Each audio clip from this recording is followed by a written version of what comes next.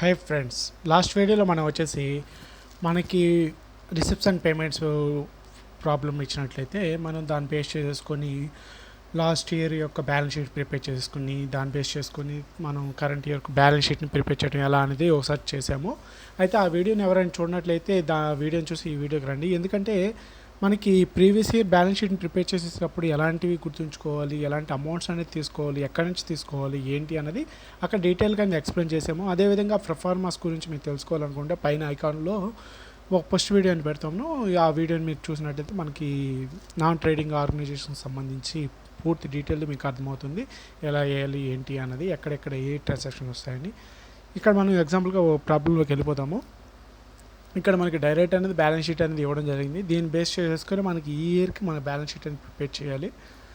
ఒకసారి చూసుకుందాం. Balance sheet of Lions Club eye hospital on 31/12/2008కి సంబంధించింది బ్యాలెన్స్ షీట్ అనేది ఇవ్వడం జరిగింది. దీంట్లో ఏమున్నాయి, అవుట్ స్టాండింగ్ శాలరీస్ అనేది ఇవ్వడం జరిగింది, అవుట్ స్టాండింగ్ స్టేషనరీ బిల్స్ అనేది ఇవ్వడం జరిగింది, అలాగే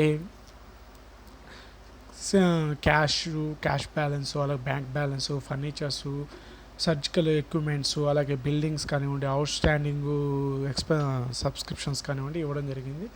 మొత్తం ఇక్కడ మొదలు క్యాలిక్యులేట్ చేసి మనకి క్యాపిటల్ ఫండ్ అనేది ఇవ్వడం జరిగింది. మన లాస్ట్ ప్రాబ్లంలో చూసుకునేటప్పటికి మనకి క్యాపిటల్ ఫండ్ని మనమే కనుక్కున్నాము. క్యాపిటల్ ఫండ్ని అంటే మనమే క్యాలిక్యులేట్ చేసుకొని మనమే అరేంజ్ చేసుకొని మొత్తం అన్నీ చేసుకున్నాము. మీరు చూసినట్లయితే ఆ వీడియో చూసినట్లయితే అర్థమవుతుంది.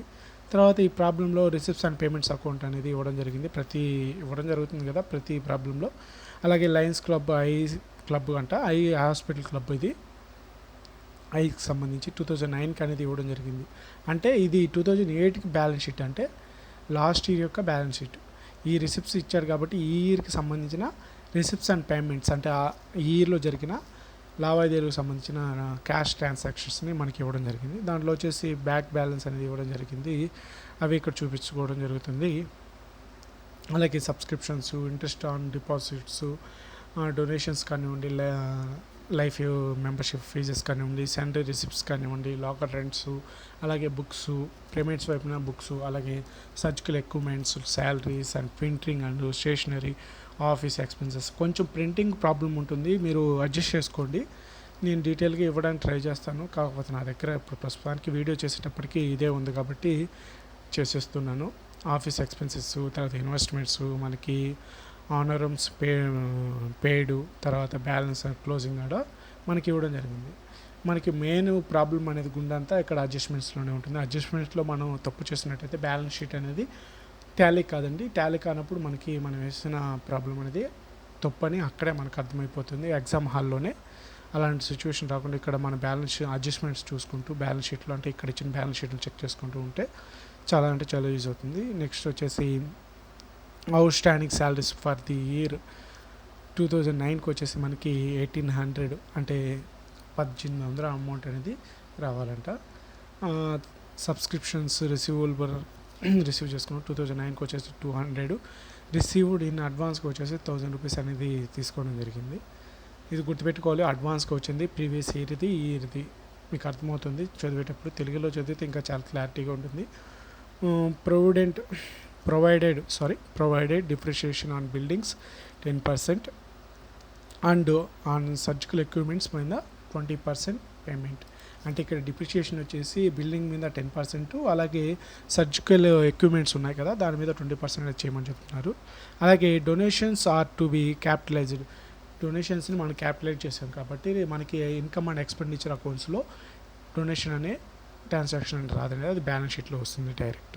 మనకు డైరెక్ట్ ప్రాబ్లంలోకి వెళ్తామో. మీకు ఇక్కడ అర్థమైంది అనుకుంటున్నాను. అమౌంట్స్ గురించి చెప్పలేదు, ఏమేమి పాయింట్స్ వచ్చాయి ఏంటి అనేది లాస్ట్ ప్రాబ్లమ్స్ మీరు చూసినట్లయితే మీకు అర్థమవుతుంది. ఆ వీడియోస్ చూసి ఈ వీడియోకి రండి, మీకు చాలా సులువుగానే అర్థమవుతుంది. ప్రాబ్లంలోకి వచ్చినట్లయితే income and expenditure account of Lions Club eye hospital for the year ending 31/3/2008కి సంబంధించి క్లోజ్ చేస్తున్నాం కాబట్టి అప్పటికి డెబిటార్ క్రెడిటార్ అనేది వేసుకొని ఎక్స్పెండిచర్ అమౌంట్ అలాగే ఇన్కమ్ అమౌంట్ అనేది మెయింటైన్ చేసుకోండి. చాలా క్లియర్గా ఎవరైనా కరెక్షన్ చేయడానికి చాలా ఈజీగా ఉంటుంది. ప్రతిసారి చెప్తున్నాను. ప్రస్తుతంగా మనం చేసేది ఏంటంటే ఇన్కమ్స్ అనేది మెన్షన్ చేసుకుంటూ వస్తాం ప్రతిసారి. అలానే చేద్దాము. ఇప్పుడు వచ్చేసి మనకి క్యాష్ బ్యాలెన్స్ అనేది ఉంది, దీన్ని పక్కన పెట్టేద్దాం. తర్వాత నెక్స్ట్ ట్రాన్సాక్షన్ వచ్చేసి సబ్స్క్రిప్షన్స్ మనకి ఇక్కడ ఇవ్వడం జరిగింది 16,200 అని. 16,200 అనేది ఇక్కడ వేసుకున్నాము. లాస్ట్ ఇయర్ అనేది మనకి మీరు బాగా గమనించినట్టయితే ఇక్కడ మనకి ఎక్కడా చెప్పలేదు. చూసినప్పటికీ రిసీవబుల్ అయింది 2009కి అన్నాడు. 2009కి రిసీవబుల్ అయిందంటే మనకి ఇచ్చింది 2009కి కాబట్టి ఆ కరెంట్ ఇయర్ ఇది అడ్వాన్స్కి వచ్చింది. కానీ ఇక్కడ ఎక్కడా మనకి చెప్పలేదు. కానీ పైన బ్యాలెన్స్ షీట్లో చూసేటప్పటికి మనకి ఇక్కడ కనిపిస్తూ ఉంటుంది సబ్స్క్రిప్షన్స్. చూడండి ఎక్కడ కనిపిస్తుందో అవుట్ స్టాండింగ్ సబ్స్క్రిప్షన్స్ 4,000. అంటే ఈ బ్యాలెన్స్ షీట్ని కూడా యూజ్ చేసుకొని మనం వేయాల్సి ఉంటుంది. Income and expenditure account 4,000 last ఇయర్లో అవుట్ స్టాండింగ్ ఉంది. 4,000ని ఇక్కడ వేసుకున్నాము. అమౌంట్లో 16,200 నుంచి లెస్ చేసినట్లయితే 12,200 అని రావడం జరిగింది. మనకి కరెంట్ ఇయర్కి 2,000 అనేది ఇందాక చెప్పాను కదా రిసీవ్ అయిందండి. 2009కి 200 అనేది రిసీవ్ అయింది. ఆ అమౌంట్ని ఇక్కడ వేసుకుని యాడ్ చేసుకునేటప్పటికి 14,200 అనేది రావడం జరిగింది. అడ్వాన్స్గా 1,000 రూపీస్ అని రావడం జరిగింది. అడ్వాన్స్ని తీసేసాము. ప్రతిసారి చెప్తున్నాను, last year amount out standing ఏదైనా ఉన్నట్లయితే దాన్ని లెస్ చేయాలి. కరెంట్ ఇయర్ దాన్ని యాడ్ చేసుకోవాలి. అడ్వాన్స్గా వచ్చినట్లయితే అంటే నెక్స్ట్ ఇయర్ది ఈ ఇయరే వచ్చేసింది అనుకోండి, దాన్ని లెస్ చేసేయాలి. అడ్వాన్స్గా ఏదైనా వస్తే దాన్ని లెస్ చేసేయాలి. మొత్తానికి మనం లెస్ చేసినట్టయితే 13,200కి మనకి సబ్స్క్రిప్షన్స్ అనే వాల్యూ అనేది వచ్చేసింది. అలాగే నెక్స్ట్ మన ప్రాబ్లం చూసుకున్నప్పటికీ receipts and payments. Interest on deposits వచ్చాయి. డిపాజిట్స్ మీద ఇంట్రెస్ట్ 8,000 అనేది రావడం జరిగింది. సెంట్రీ రిసిప్ట్స్ వచ్చేసింది. మనకి సెంట్రీ రిసిప్ట్స్ అనేది ఎలా చెప్పాను, డొనేషన్ అనేది క్యాపిటలైజ్ చేసేసాము. మా లైఫ్ మెంబర్షిప్ ఫీజు వచ్చేసి బ్యాలెన్స్ షీట్లో వచ్చేస్తుంది. అంటే ఇవి రెండు బ్యాలెన్స్ షీట్లో వస్తాయి. మిగిలిన ఏంటి సెంట్రీ రిసిప్ట్స్ వచ్చేసి మనకి 12,000 వచ్చేసి మనకి ఇన్కమ్ వైపు రాసేసుకుంటాము. తర్వాత లాకర్ రెంట్ 2,500 అనేది ఇక్కడ రాసేసుకోవడం జరిగింది. ఇక్కడికి మనకి రిసిప్ట్స్ ట్రాన్సాక్షన్స్ అన్నీ అయిపోవడం జరిగింది. పేమెంట్స్లోకి వచ్చేటప్పటికి బుక్స్ అని మనకి ఎప్పుడైనా ఇచ్చినట్లయితే అది మనకి అసెట్స్గా కన్సిడర్ చేసుకోవాలి. అసెట్స్గా కన్సిడర్ చేసుకున్నాము అంటే బ్యాలెన్స్ షీట్లో మనం అసెట్స్ వైపుని చూపించుకోవాల్సి ఉంటుంది. నెక్స్ట్ వచ్చేసి సర్జికల్ ఎక్విప్మెంట్స్ అనేది మనకి అసెట్స్ కిందకి వస్తాయి. దానికి ఏమైనా అడ్జస్ట్మెంట్స్ ఉంటే కింద చేయాల్సి ఉంటుంది. కాకపోతే డిప్రిషియేషన్ ఒకటే ఉంది కాబట్టి ఇక్కడ మీరు ప్రాబ్లంలో గమనించుకునేటప్పటికీ సర్జికల్ ఎక్విప్మెంట్స్ డిప్రిషియేషన్ ఉంది కాబట్టి మనం చేయాల్సి ఉంటుంది.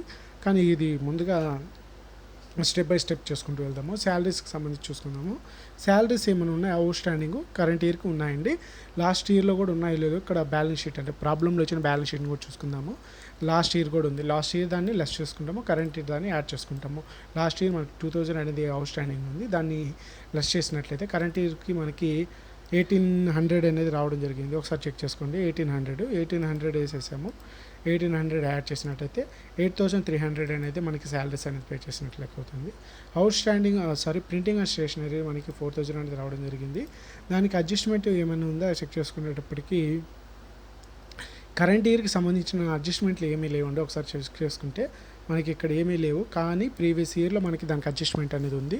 ప్రీవియస్ ఇయర్ బ్యాలెన్స్ షీట్ చూసుకోవాలి. అవుట్ స్టాండింగ్ స్టేషనరీ బిల్స్ వచ్చేసి 1,500 అనేది ఉంది. 1,500 మనం లెస్ చేసి ఇక్కడ వేసినట్టయితే 2,500 అనేది మనకి ప్రింటింగ్ అండ్ స్టేషనరీ అనేది కరెక్ట్ ఇయర్కి మనం పెట్టుకోవాల్సింది. అలాగే ఆఫీస్ ఎక్స్పెన్సెస్ మీరు చూసుకునేటప్పటికి 2,500 అనేది ఉంది. 2,500 అనేది తీసుకున్నాము. నెక్స్ట్ వచ్చేసి ఇన్వెస్ట్మెంట్స్ అనేది మనకి ఎక్కడ వస్తుందంటే మనకి బ్యాలెన్స్ షీట్లో వస్తుంది. దానికి సంబంధించిన అంటే పర్సంటేజ్లు ఏమీ ఇవ్వలేదు కాబట్టి అక్కడ వస్తుంది. దాని గురించి చెప్దాము, వెయిట్ చేయండి. తర్వాత హానోరమ్ పెయిడ్, ప్రొనౌన్స్లో కొంచెం ప్రాబ్లం ఉంటుంది చూసుకోండి. HONORARIUM హానోరియం పెయిడ్ 5,000 అనేది పే చేసాము. 5,000 అనేది ఇక్కడ వేసుకోవడం జరిగింది. నెక్స్ట్ మనకి బ్యాలెన్స్ షీట్లో వచ్చేసి ఇంకా డిప్రిషియేషన్ చేసుకున్నాము. బిల్డింగ్ మీద 10% అన్నారు. బిల్డింగ్ మీద 10% అంటే బిల్డింగ్ వాల్యూ ఎంత ఉందో ఒకసారి చెక్ చేసుకున్నాము. బిల్డింగ్ ఎంత ఉందండి? 20,000. 20,000 అంటే ఎలా? బిల్డింగ్ 20,000 అంట. ఎలా అంటే ఇన్వెస్ట్మెంట్స్ మీద మనం తీసుకోవడం జరుగుతుంది. బిల్డింగ్స్ అనేవి ఇక్కడ ఉన్నాయా?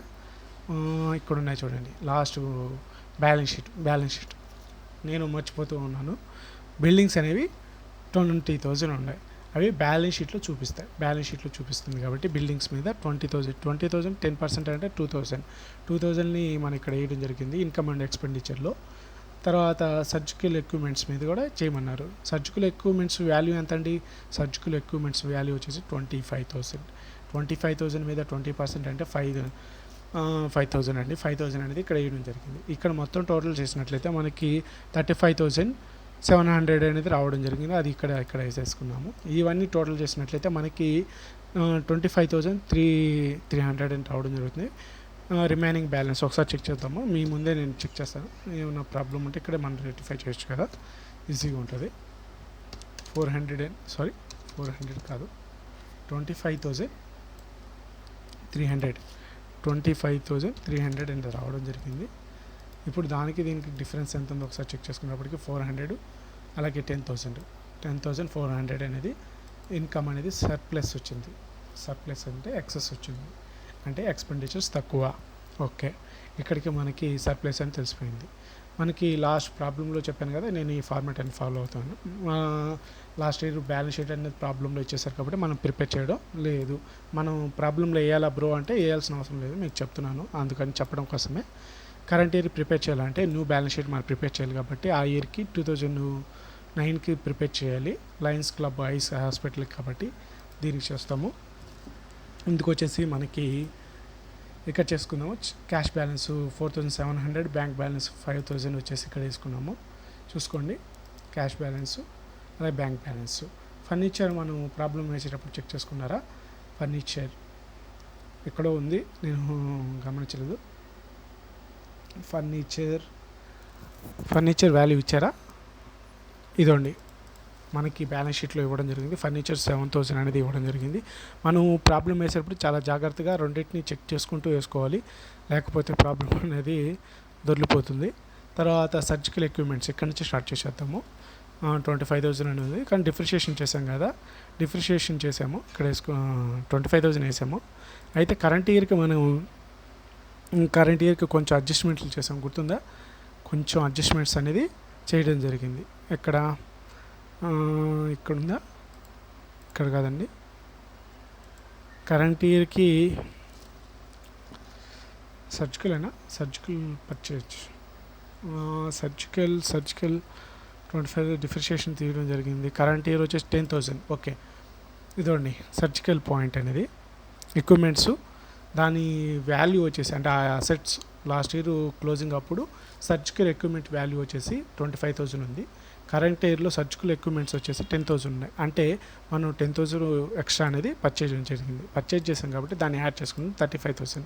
డిప్రిషియేషన్ మనం చేసాం కదా, డిప్రిషియేషన్ ఇగోండి, డిప్రిషియేషన్ 25%. అది మనం ఇక్కడ చేసాం కదా 25%, 5,000 అనేది లెస్ చేసుకుంటున్నాం. 30,000 అనేది రావడం జరిగింది.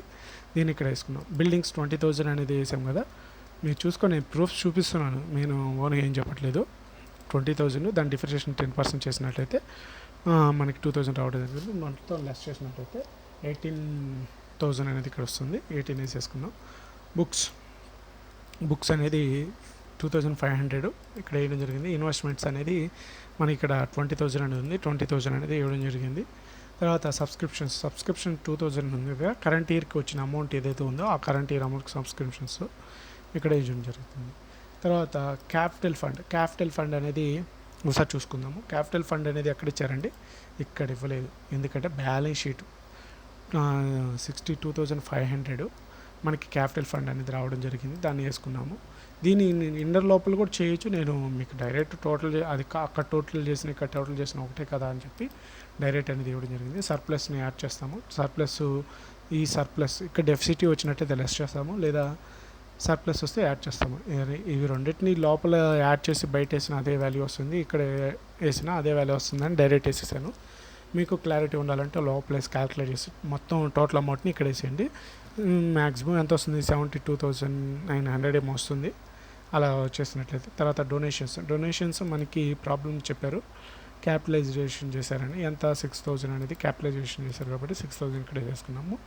లైఫ్ మెంబర్షిప్ ఫీజు వచ్చేసి 7,500 నేను ఓన్గా చెప్పట్లేదు, ఇదిగోండి ప్రాబ్లంలో మనం ఇక్కడ తీసుకోవచ్చు. అంటే కాపీ పేస్ట్ వర్కే ఎక్కువ ఉంటుంది, కొన్నిటికి మనం క్యాలిక్యులేట్ చేసుకుంటాం అంతే. ప్రాబ్లంలో మా అకౌంట్స్లో చాలామంది భయపడతారు, అంత అవసరం లేదండి. అవుట్ స్టాండింగ్ శాలరీస్ అంటే కరెంట్ ఇయర్కి అవుట్ స్టాండింగ్ ఏమైనా శాలరీస్ ఉన్నట్లయితే 18 ఉంది కదా, అమౌంట్ అనేది వచ్చేసింది.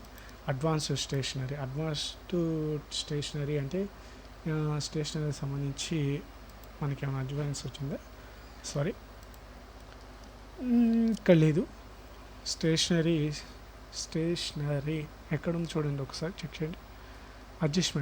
అడ్జస్ట్మెంట్లలో మనం చేసాం కదా, ఇక్కడ అడ్జస్ట్మెంట్ చేసి ఉంటుంది చూడండి. ఇక్కడ అడ్జస్ట్మెంటు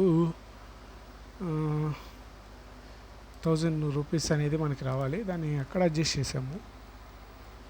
1000 రూపీస్ వచ్చి ట్రాన్సాక్షన్ ఎక్కడుందండి, నేను మర్చిపోయాను. ఇదండి సబ్స్క్రిప్షన్, సబ్స్క్రిప్షన్ అడ్వాన్స్లో మన సబ్స్క్రిప్షన్ వచ్చింది. అడ్వాన్స్ స్టేషనరీ అని పెట్టాను. అడ్వాన్స్ స్టేషనరీ సబ్స్క్రిప్షన్ కాదు, అడ్వాన్స్ సబ్స్క్రిప్షన్. ఓకేనా? ఇలాంటి చిన్న చిన్న తప్పులు ఉంటాయి, మనం అంతకుమించి ఎక్కువ చేయము. ఈ ప్రాబ్లం మీకు అర్థమైంది అనుకుంటున్నాను. ఇక్కడ వరకు ట్రాన్సాక్షన్స్ అని ఏమి వేయాలో వేసామనుకుంటున్నాం. సబ్స్క్రిప్షన్స్ మన వేసాను. ఇక్కడ మొత్తం టోటల్ చేసినట్లయితే ఇదిగోండి 89,200. ఇక్కడ ఆల్ సెలెక్ట్ చేసినట్టయితే 89,200. అంటే బ్యాలెన్స్ షీట్ అనేది టాలీ అవ్వడం జరిగింది. మనం వేసిన ప్రాబ్లం అనేది కరెక్ట్గా వచ్చింది. ఇప్పుడు చూసారా మనం ఎలా వేసాము ఏంటి అన్నది. ఈ వీడియోలో మీకు ఎక్కడైనా డౌట్స్ ఉన్నట్లయితే లేదా క్యాల్కులేషన్స్లో మా తప్పులు ఉన్నట్లయితే, మాన్యువల్గా వేస్తున్నాను కదా, వెంటనే వీడియోస్ చేస్తూ వేస్తున్నాను. అన్నీ సెమిస్టర్లకి నేను ఎక్స్ప్లెయిన్ చేస్తున్నాను కాబట్టి కొంచెం ఎఫిషియన్సీ అని తగ్గుతుంటుంది. అంటే కొన్ని వాల్యూస్ అనేది మిస్ అయిపోతూ ఉంటాయి. అంతేకాని ఎక్కడ నేను మ్యానిపులేట్ చేయడానికి ట్రై చేయలేదు. నేను ఉన్నది మీ దగ్గరే, నేను ఏమైనా తప్పు చేస్తుంటే అక్కడే అరెస్ట్ చేసుకున్నాను, అంతేను. ఎక్కడ ఎడిట్ కూడా చేయండి. ఈ వీడియో ఎలా ఉందో అలానే అప్లోడ్ చేస్తాను. ఈ వీడియోలో అంతే. జై హింద్, జై భారత్.